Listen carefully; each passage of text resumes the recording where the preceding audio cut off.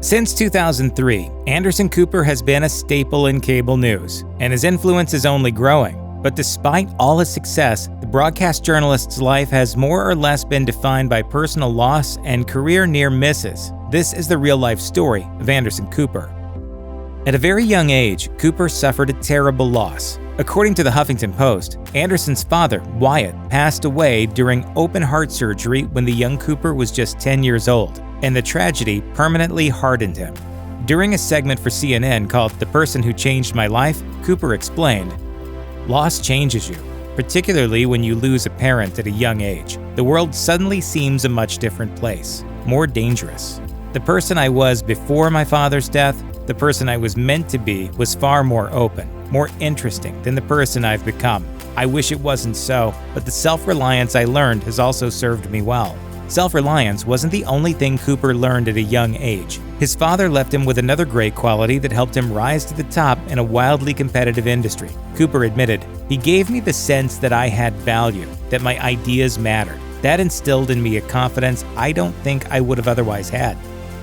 In 1988, Cooper's brother Carter took his own life.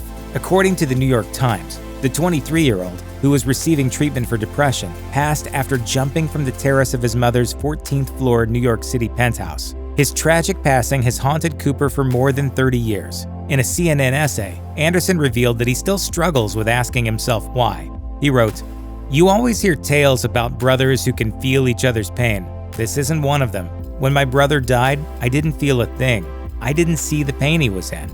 And when I did get a glimpse of it, it scared me so much I didn't know how to help." There's not a day that goes by when I still don't wonder, what was he thinking? Why did this happen? Anderson admitted that the days following Carter's passing were particularly difficult. He stayed inside to avoid the reporters that gathered in front of his building. He left just once to go to his brother's apartment to pick out a suit for the burial. He wrote, "The place was just as he'd left it. A half-eaten turkey sandwich was on the kitchen counter. The air was stale, the bed unmade. I remember it still smelled of him, and I bent down to his pillow to feel close to him. I can't remember what he smelled like anymore." People on TV often use that word closure, which I hate that word. I just think there's no such thing. If you or someone you know needs help, please call the National Suicide Prevention Lifeline at 1-800-273-TALK, 1-800-273-8255. Carter's death was particularly devastating for their mother, Gloria Vanderbilt. The New York Times reports that she was there on the terrace when Carter jumped off. She told People magazine that it's something she's never been able to get closure from. And at the time, Cooper pulled back in his grief, which made things even more difficult. In an excerpt from The Rainbow Comes and Goes, the memoir Vanderbilt co-authored with Cooper, she explained how both of them struggled to cope, writing, "Although at first I was aware of your distance from me and upset by it, soon the waterfall of tears that kept flowing from me washed away any awareness that you were shutting me out. I wanted to die, and I only knew the stream of pain I kept going over and over and over again was what was keeping me alive." Eventually, Carter's passing did bring the pair closer together. The CNN anchor admitted to People magazine, "You can't help but come closer going through something like that." In a 2014 interview with Howard Stern, Cooper admitted that, quote, "Not a day goes by where he doesn't think about Carter, but his brother's passing also made him reevaluate his own life and career." The CNN anchor claimed that his older brother, a Princeton graduate, was always the smarter one, and Cooper wondered if there could also be the same darkness hidden somewhere within himself. He told Stern, "I don't worry about it anymore, but I certainly did at the time. I think he had this impulse that he could not contain." These unanswered questions led Cooper to pursue a career in journalism as he worked through his own loss by examining the losses of other people. In a piece for Details, the anchor admitted that he specifically sought out places riddled with conflict like Thailand, Vietnam, and Bosnia. He wrote, "I'd come to be a reporter. At least that was the excuse. The only thing I really knew is that I was hurting and needed to go someplace where the pain outside matched the pain I was feeling inside. Somalia seemed like a good place to start." Cooper was admittedly a little lost when he started his career as a journalist. Reeling from the loss of his brother, the star just jumped overseas after graduating from Yale and faked his way into a massive career. In a New York Magazine profile, the star revealed that he started freelancing in war-torn areas after buying his own video camera and creating fake press passes, which surprisingly worked to give him access. He sold the reports to Channel One, a closed-circuit classroom news network, but it eventually led to a job at ABC. There, he became one of the youngest correspondents in the network's history, but his DIY reports, which were often 6-minute-long camcorder-shot quick hits, got him relegated to the overnight shift at World News Now. Cooper claimed no one within ABC actually watched the program. That's when Cooper pulled a move completely out of left field. He jumped into the world of reality TV and became the host of the hit 2001 reality competition The Mole, a gig that majorly threatened his career as a serious reporter. He justified the switch to New York Magazine, admitting, "Frankly, I didn't see much of a difference between the stuff I was seeing on news shows and reality TV." Cooper wasn't an immediate success. In fact, his career is littered with misses. It was only when he had nothing to lose that he was able to show his true talent. According to New York Magazine, CNN took a chance on Cooper following his stint in reality TV, but it was no easy task convincing viewers that the host of The Mole was a serious reporter. In 2002, they gave him a co-hosting slot on their morning show with Paula Zahn. He only realized he was failing when they sent him to Afghanistan without so much as a camera crew. He told New York Magazine, "I don't think they liked me very much, and I don't think I was very good. I got to Kabul and I was like, hey, wait a minute. This is how you get pushed out. You get sent far away without any backup."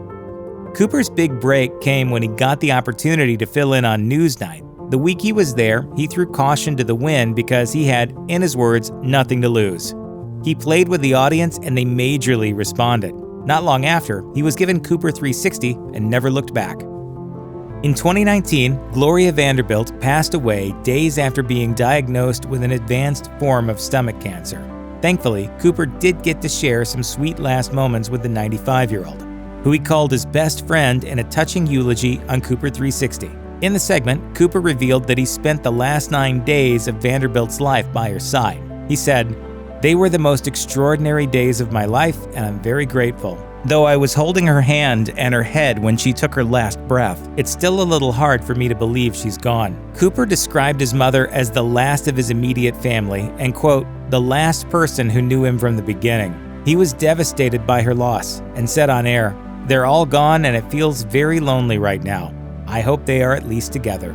Still, the star did get a chance to share some happy news with Vanderbilt before she passed. I was able to tell her shortly before she died that I was going to have a baby. And according to him, she was thrilled to hear it. For 6 years, Cooper had to deal with one of the scarier pitfalls of fame. The CNN anchor had a stalker who repeatedly visited him and his then-boyfriend Benjamin Maizani from September 2007 until he was finally arrested in July 2013. According to the New York Daily News, Alex Hausner, who suffers from schizophrenia, repeatedly made phone calls to the couple and showed up at CNN studios as well as their New York City apartment. The New York Post reports Hausner pleaded guilty to felony menacing and harassment charges in 2014, but maintained the fact that he never meant to cause any harm. Outside the courthouse, he told reporters, "I'm sorry that Cooper feels that way. He was never in any danger. I would die for him." According to the New York Daily News, Hausner ultimately made a deal to avoid jail time in exchange for extensive psychiatric treatment, time served, and 5 years probation. Once he was released, he bizarrely alleged that Maizani was the one stalking him online. He claimed that people were sending him messages on Maizani's behalf, and he feared for his life. Nothing came of that claim. For years, Cooper's sexual identity was subject to a lot of speculation, which was pretty bizarre considering he didn't exactly hide his dating life. According to Gawker, the CNN anchor never lied about being gay, and it was known in some New York City media circles despite the fact that the rest of the world didn't know. He was even described as openly gay in a 2003 issue of the gay lifestyle magazine Metro Source, but that wasn't quite the case. Cooper didn't acknowledge his sexuality on air or in the press until 2012. In an email to a Daily Beast reporter, the star definitively revealed, "The fact is, I'm gay. Always have been, always will be. And I couldn't be any more happy, comfortable with myself, and proud." So why did he finally set the record straight? In the memoir he co-authored with his mother, Cooper admitted, "At a certain point, it started to feel like by not saying something, I was saying something. It seemed like I was uncomfortable about something, which wasn't the case." At the time, he was already leading an openly gay life with his partner and hanging around gay bars where anyone could easily recognize him. In May 2020, as lockdowns swept across the nation following the outbreak of the coronavirus, Cooper announced the birth of his first son, Wyatt Morgan. In an Instagram post, the star revealed that he was beyond happy and named the baby after his father and his mother. Morgan is a family name on his mother's side. Later, in an on-air segment, the journalist dove into the complicated emotions found in experiencing joy during an era of great loss. He said, "It has been a difficult time in all of our lives, and there are certainly many hard days ahead. It is, I think, especially important in these times of trouble to try to hold on to moments of joy and moments of happiness. Even as we mourn the loss of loved ones, we are also blessed with new life and new love." On Monday, I became a father. I've never actually said that before out loud, and it still kind of astonishes me. Cooper plans to co-parent Wyatt with his ex-partner Benjamin. According to the Daily Mail, Cooper split from his longtime boyfriend sometime before March 2018, though they were still living together. In an interview with Stephen Colbert, Cooper admitted, "Even though we're not together anymore, he's my family, and I want him to be Wyatt's family as well."